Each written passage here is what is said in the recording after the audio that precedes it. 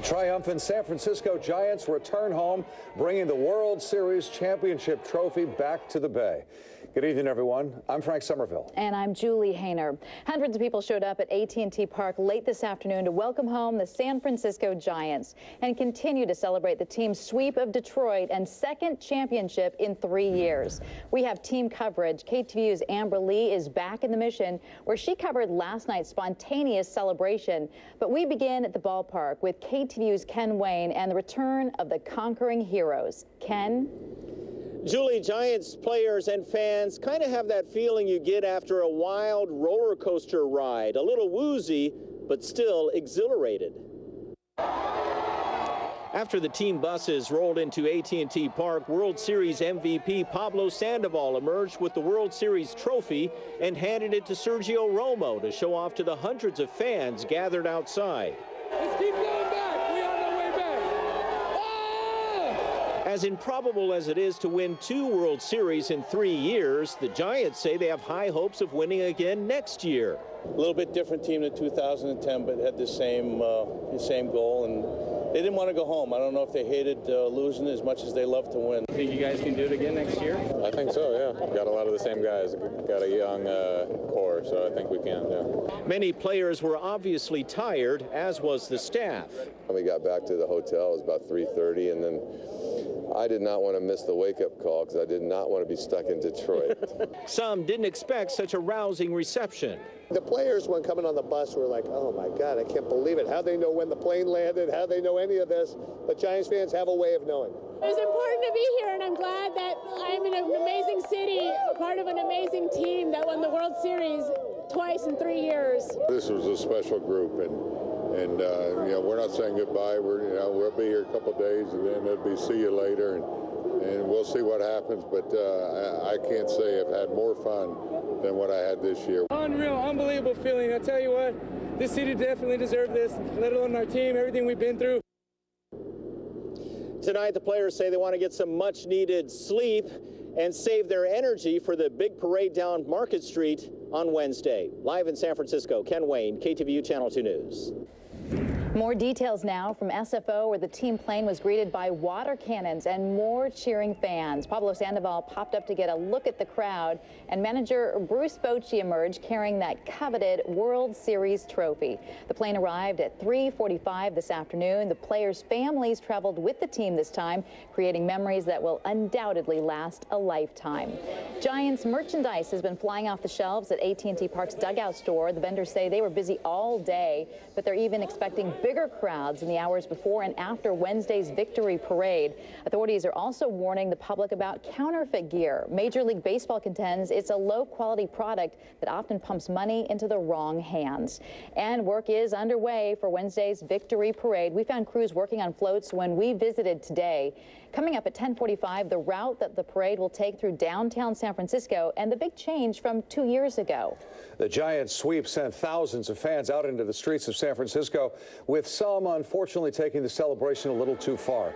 A KTVU viewer sent us this video of a Muni bus that was set on fire around 12:30 this morning. It happened at 3rd and Market Streets. Muni officials say 7 people were on the bus at the time. No one was hurt, but the fire did cause serious damage to the $700,000 bus, which Muni says just recently underwent a $300,000 makeover. And News Chopper 2 spotted several bonfires during last night's celebration. This one was at 3rd and King. A massive group of fans gathered there outside at&t Park.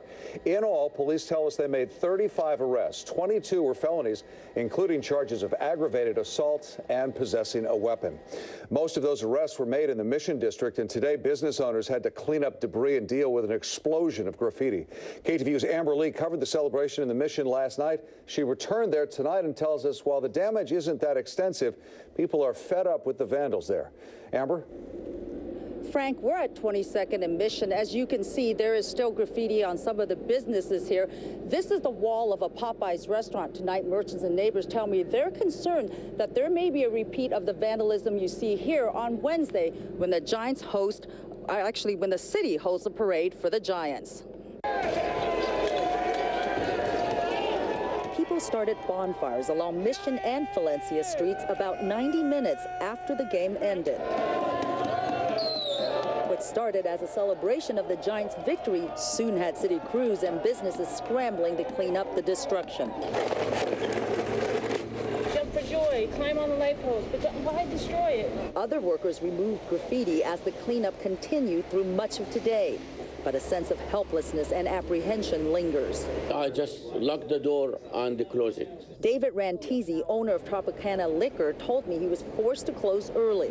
A bonfire was set just steps from his store, and 15 people rushed inside, shoplifting and fighting.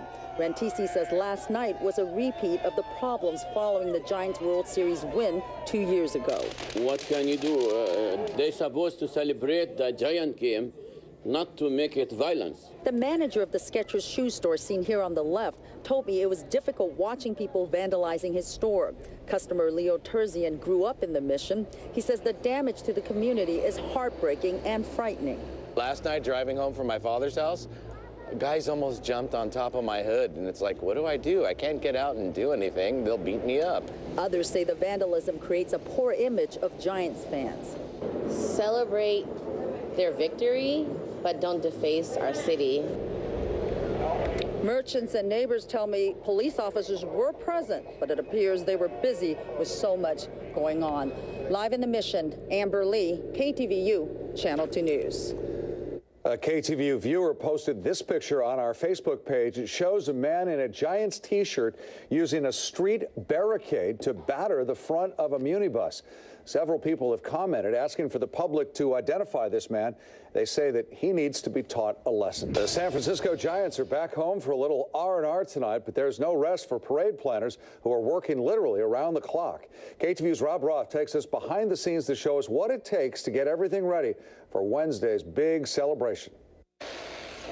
Here inside Pier 54, workers are building floats almost non-stop, getting ready for Wednesday's massive Giants parade. It's pretty stressful. This section is called Game Face. It will be mounted on one of the floats. We've been slopping more orange and black paint than you can shake a stick at. We probably have easily a half mile of orange, black, and white floral sheeting to go on the floats right now. A few miles away in this hotel room, event producers are also working on final details. They got started just before the World Series started. We worked independently, knowing that we weren't able to actually work on a victory parade until the victory happened. We started working on it about a week ago. In 2010, an estimated 1 million fans showed up to the last Giants victory party, and there were no major problems.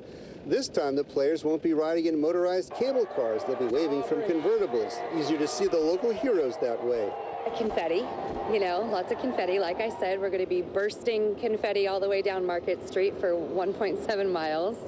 Police say they'll be changing some shifts Wednesday to have more officers on duty during the parade. Mayor Ed Lee says the fact the parade is on Halloween should not pose any problems. We are creating a family-friendly event for everybody to participate in. Float builders say they expect to finish everything by 4 o'clock Wednesday morning, just 7 hours before the parade is scheduled to start.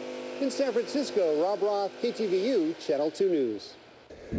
More details now. The parade is set to start near San Francisco's Ferry Building. It will then go up Market Street, turn on McAllister, and then wind up at San Francisco's Civic Center.